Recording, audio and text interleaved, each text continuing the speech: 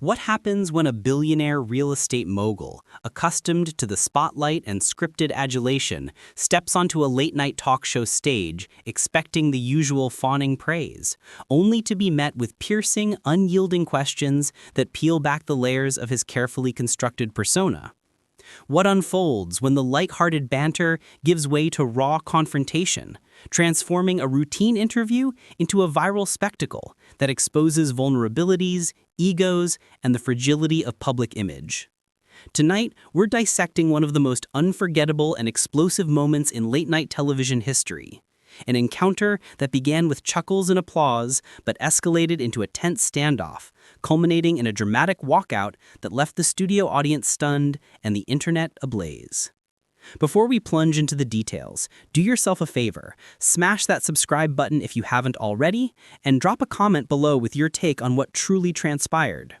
Did the host orchestrate an ambush, or did the guest's defensiveness reveal deeper truths? This story is riddled with nuances that casual viewers might overlook, so let's unpack it step by step. The Late Late Show with Craig Ferguson aired from 2005 to 2014 on CBS, carving out a niche in the crowded late-night landscape with its quirky, improvisational style. Unlike the polished, promo-heavy formats of contemporaries like Letterman or Leno, Ferguson's show thrived on unpredictability. The Scottish comedian, with his disarming charm and willingness to veer off script, turned interviews into authentic dialogues. He wasn't just hosting celebrities, he was probing for the human element beneath the glamour. Guests often left feeling seen, not just promoted. This reputation for genuine engagement made Ferguson a magnet for A-listers, but it also set the stage for potential fireworks when egos clashed. Enter Donald Trump, the brash New York tycoon whose brand was synonymous with opulence, deal-making, and unapologetic self-promotion. In the early 2010s, Trump was already a media fixture. Star of The Apprentice, owner of glittering skyscrapers, and a figure who exuded an aura of invincibility. He had appeared on countless shows, fielding softball questions about his empire, his wealth, and his larger-than-life persona. What he anticipated that night was more of the same, a friendly chat to tout his latest ventures.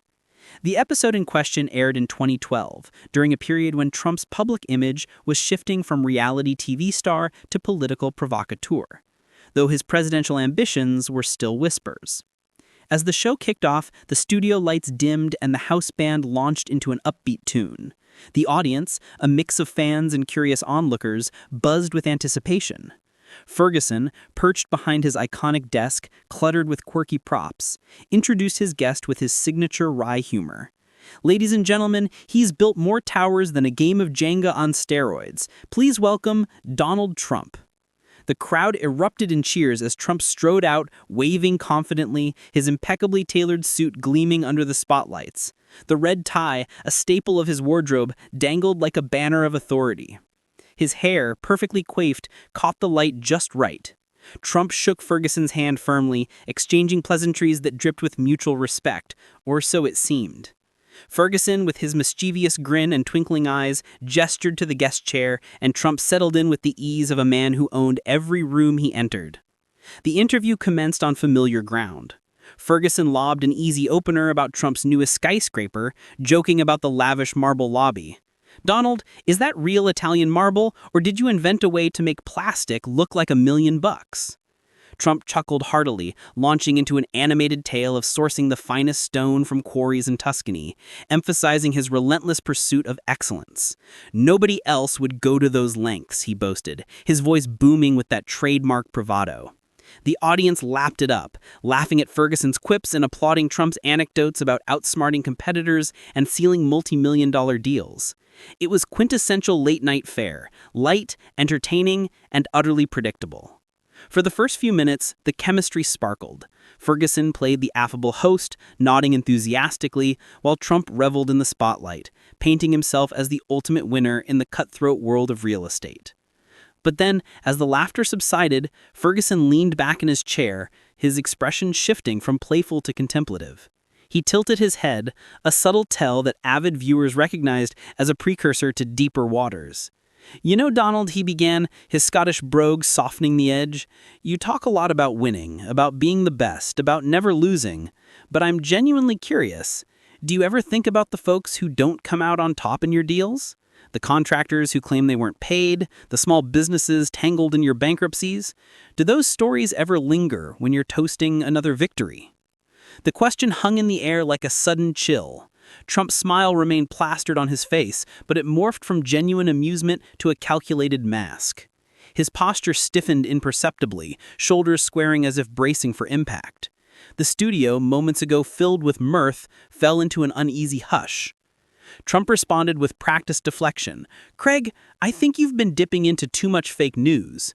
I pay my people, pay them well. If someone didn't get paid, it's because they didn't deliver. Good work gets rewarded, shoddy work doesn't. Simple as that." His tone was firm, authoritative, but Ferguson didn't pivot. Instead, he pressed on, his voice steady and measured. "Fair enough, but there are court records, dozens of lawsuits from folks who say they held up their end and still got shortchanged. These aren't baseless gripes, they're legal filings. So, not as an attack, but honestly, how do you square that with your rep as the fair-dealing mogul?" Now the tension crackled. Trump's finger rose in that iconic pointing gesture, a move that would later define his political rallies. "Let me tell you something, and I say this with respect, Craig. You're a comedian, a funny guy. I like you. But business, you don't get it. When you're dealing in hundreds of millions, some try to game the system. Half-assed jobs, corner-cutting, then whining when called out. I've created thousands of jobs, built icons worldwide, and you fixate on a handful of sore losers? That's not fair play, that's gotcha TV." The audience, sensing the shift, grew silent. Whispers rippled through the seats. Ferguson's bandleader, usually quick with snarky interjections, sat frozen. Ferguson himself remained composed, his demeanor almost paternal, which only amplified the discomfort. "I'm not gotchaing anyone, Donald, just asking questions. You're right, I'm no tycoon, but I can spot patterns in plain sight. Wondering if you ever reflect on what those patterns mean." Trump leaned forward, volume rising. "You know what, Craig? I came here as a favor. Any show would beg for me. I picked yours thinking you'd be straight. But this? An ambush. You smile, shake hands, then hit with irrelevant digs. I build, I employ, I elevate America. And you dredge up some ancient contractor beef? Ridiculous." Ferguson raised his hands placatingly. "No ambush, Donald. Interviews involve questions, sometimes tough ones. You've done hundreds, you know the drill. If they unsettle you, maybe that's the real story worth exploring." Trump half stood, body language screaming indignation. "I don't need exploring, Craig. I know my worth, my wins. I don't need a jokester psychoanalyzing me on air. Ask about my empire, my now. Fine. But this smear tactic? Maybe I should bounce." The camera panned to the audience, capturing wide-eyed stares and awkward shifts. Was this scripted drama or authentic meltdown? Ferguson held Trump's gaze, speaking softly. "Not smearing, Donald, seeking honesty. If that feels like war, let's ponder why." Trump sat back, arms crossed, jaw clenched, radiating fury. "Okay, fine. Spill your agenda. I bet this ain't about contractors." Ferguson's smile turned melancholy. "No agenda, Donald. Just noting you can't field critique without crying foul. Most folks explain or admit slip-ups. You rage and deflect. Intriguing, no?" The silence was palpable, thick with anticipation. Trump's knuckles whitened on the armrest. His voice dropped to a menacing timbre. "What's intriguing? You rake in millions, mocking folks, then pose as judge and jury? You tear down for laughs, act holier than thou." Ferguson didn't blink. "Spot on. I jest, poke fun, mostly at myself. But I'm up front, comedian with a gig. You tout yourself as the ultimate mogul, Midas touch and all. So when probed on mismatches, you can't just yell, attack, back it up."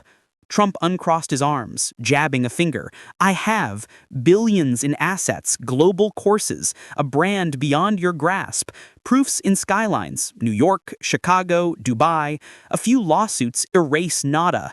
Don't cherry-pick to diminish me." Ferguson ruffled his hair, deliberating. "Not diminishing, Donald, but admit the pattern. Bankruptcies, suits, Trump U shutdown, charity probes. It transcends gripes, it's systemic. Not calling you villainous, you've erected marvels. Just saying the narrative's nuanced."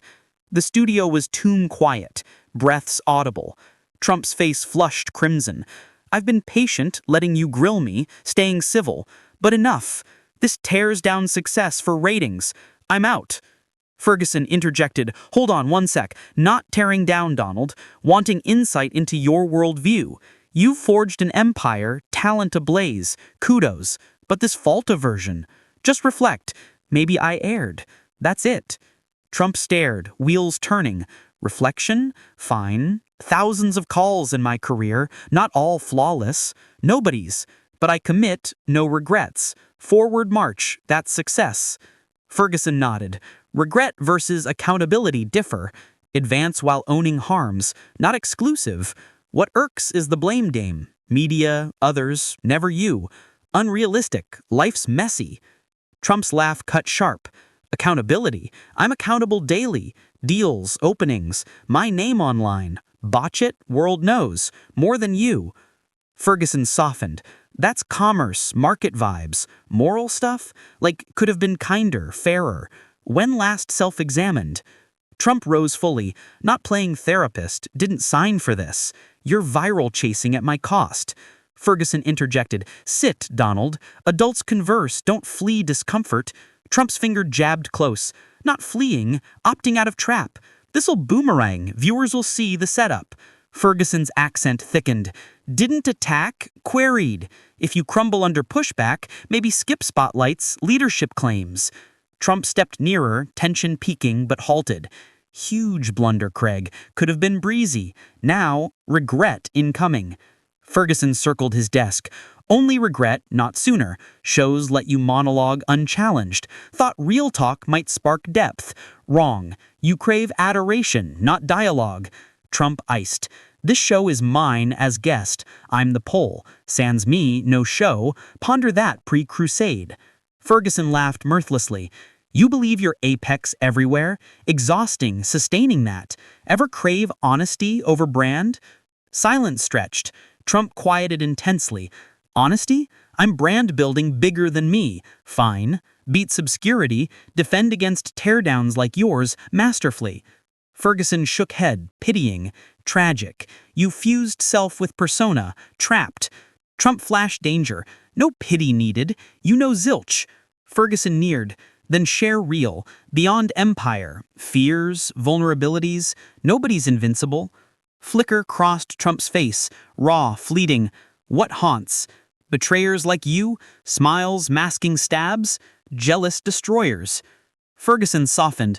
Not destroying, not envious. Good life here. Seeking why worship is essential. Why queries attack.